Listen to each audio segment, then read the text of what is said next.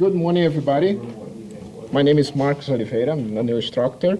And today I'm going to do a very short presentation about raster image versus vector images. The people that has been getting Photoshop and Illustrator, you have been exposed for this kind of files. But I'm going to explain the difference and when you should use them, okay? So, next thing.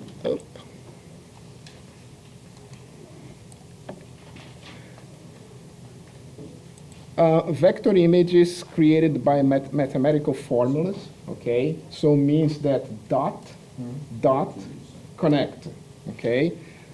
Because this is the language that the computer talks, that makes really small files. So this is the ideal when you have a constraint about things like it's too big, it's too heavy, okay? So because this is a mathematical formula, this is just is going to be much smaller file that you create. What normally is going to be for us AI files that are created by Adobe Illustrator or EPS file. You're going to see over there that I put in red and asterisk. The problem is that most of time people get confused because they think, oh, EPS file automatically is a vector file. It's not true. Both Photoshop and Illustrator can create EPS files. So EPS files can be both or vector or a raster, okay? On the other hand, you have the raster that also is used to call the bitmap. And the word bitmap came the fact that was black and white, the images, okay? You didn't have a gray in the middle. So those images are created by pixels. And the reason that they are bigger files is because the computer has to keep track of the position of every single pixel, okay? Like A1, it's like a spreadsheet. A1, B1, C1, A2, B2, C2. So the computer has to be, besides that, the computer has to keep track of the color of each pixel, okay? So files, PSD, that's the Photoshop file. TIFF, we are not going to be dealing with TIFF because TIFF is more related to printing, okay? JPEGs, GIFs, PNG, BMP, that's a Windows file, and again, as I said, EPS file, okay? Comparing both images, okay? The vector quality when enlarged, okay? So I can get a file one by one in vector, and I can magnify the size. I'm not kidding. The size of a building, and it's going to keep the. The term that we use is resolution independent. Means that it doesn't matter which media you're using. It's going to be always sharp. On the other hand, the bitmap has a problem because it's made of pixels. So every time you enlarge a file, you're going to be enlarging also the pixels, okay? So the computer is going to have to create some pixels for you. And when the computer makes a decision, you're always in trouble, believe me, okay? Here, I thought that was very interesting, this comparison. Painting with pixels and drawing with vectors, okay? I made those, okay? I create both the same size spheres, one in Photoshop and the other one in Illustrator, and I magnify them, and you see in the left what happened with the edges, okay? Another thing also, you cannot color or cut half a pixel. There is no thing like half a pixel, okay? So that's why you have all those ragged edges, because you cannot just paint half a pixel. There is no such thing. Here, I create those By the way, I create in Illustrator. And I have the gradient. And by the way, the gradient that you have in Adobe Illustrator is not a vector. It's something that was borrowed from Photoshop, okay? So although you'll say, oh, Illustrator can do gradient. No, Illustrator cannot do gradient per se. But when borrowed, this was a good job that Adobe did, borrowed the function from Illustrator. So Illustrator now can do a gradient, but it's not a vector thing. It's just something that they added to Illustrator, okay? So I did those by hand, all the boxes, and then I color so you can see, and that's why I like Acrobat, because this is what I can do. And you can see that every single box here that represents the pixel has one color, okay? So there is no half-color pixels, no, it's one color. What they do, the gradient, is doing by changing the color of each pixel. Clear? The CSS. Yes. But you also have to add like code. And then I have to take the text off. Okay. So, any questions so far? Everybody clear about it? Okay.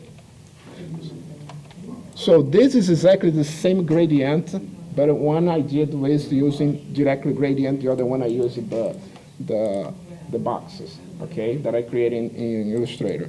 The next, this is an image that, to make clear that text, it's vector, okay?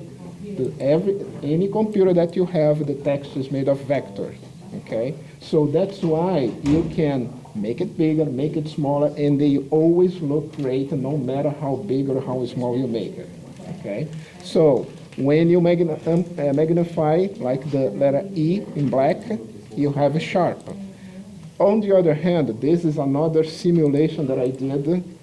I saw a really nice illustration that I did in Illustrator, this image, and you can see that behind is the image, and on top is how the computer creates the raster image, okay, with all pixels. So you can see that there is no half pixels. Some areas, like for instance, like here, you can see that this area here, that although I have the line, I cannot, the computer choose, because this is the computer making choices for you. The computer choose not to fill this specific pixel. It's blank, it's white. Less than 50%. Exactly, okay? So it's a decision that he's going to make based on whoever created the program. Okay, so of course when you enlarge it, this is what you get, okay? So, of course, if you have a lot of pixels, because for instance, you heard about 72 dpi, 300 dpi. So imagine this. This is my container, okay? Here I have sand, right? Suppose that I have 300 grams of sand here inside. When I magnify but I don't change the container, what's going to happen? I have to throw away some pixels because I make them larger and larger, right? So 70 dpi inside the same. So this is the relationship, dpi, dots per inch. So means in a container that would be 1 inch by 1 inch by 1 inch, you would have 300 pixels or 300 dots. But when you take it off, when you enlarge it, you're going to have 72 in the same container. DPI will have only meaning when it's the same container. Because I can take the 300 DPI and enlarge it and make 72 DPI, but the image is going to be much larger. Make sense? Okay? And okay, here, and I think now I can do the next one. Then this one, I thought it was interesting because it was one picture, okay, and one thing that is advantage is this, like the color here. You can see that the shades here really go really smooth from one color to the other, and here you have to use just solid colors. So raster, vector. You can come as Illustrator and do some fancy stuff here, but basically it's the information that you get. Okay? And of course it's going to depend what kind of art you want to produce. Okay? Illustrator can take every single shade here and make shapes, yes. Okay? You can do this. But this file here, it's much, much smaller than this file. Okay, of course that is a lot of things, but even if I would cut here and eliminate all the background, this file would still be like 60–80% larger than this one. But at the moment that you start creating shapes here, okay, to compensate, to reproduce this, you start getting this bigger, larger, larger, and larger. Any question about it? And finally, here is another, just for you to understand the concept of pixels, okay?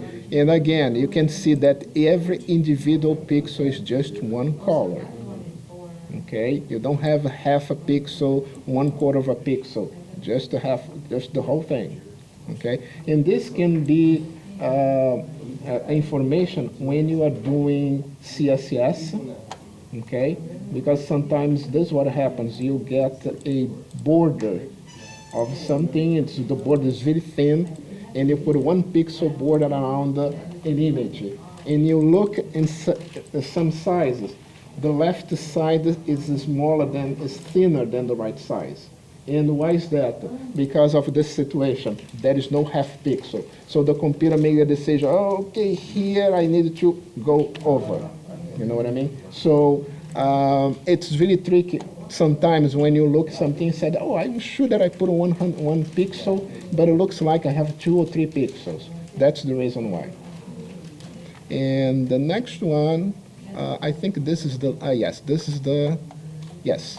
And so basically, seems like for us as our web designers, web developers, this cannot be a big deal, but sometimes depend what kind of a result. For instance, if you're doing a website for fashion, for food, you know what I mean? Sometimes this can make a difference. Because imagine you get food with this resolution. It's not going to look good at all, right? So, and even if you don't create your own images, but at the same time you need to give directions to whoever is going to produce those files for you, okay? So I would keep track on this. And one more thing I would like to say about it. If you produce your work, of course you want to be protected, you want to be paid, right? So be really careful when you acquire files, especially images. We as students, we have something called fair use in copyright. That means that if it's for educational purposes, we can use the files, okay? That is something that the law gives you. But if the moment that you are going to make money about it, the situation changes completely. You are infringing laws, okay? So be really careful. I'm saying that because it's really not you as a professional, but you're gonna find situation that the client comes to you, your boss says, go in the website and pick up something, okay?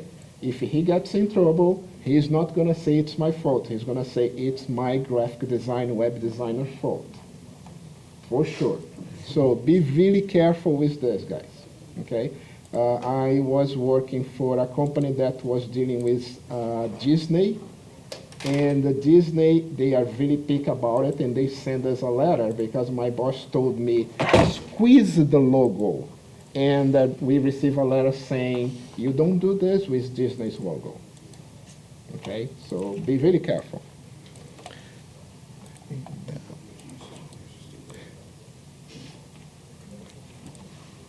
I took that off.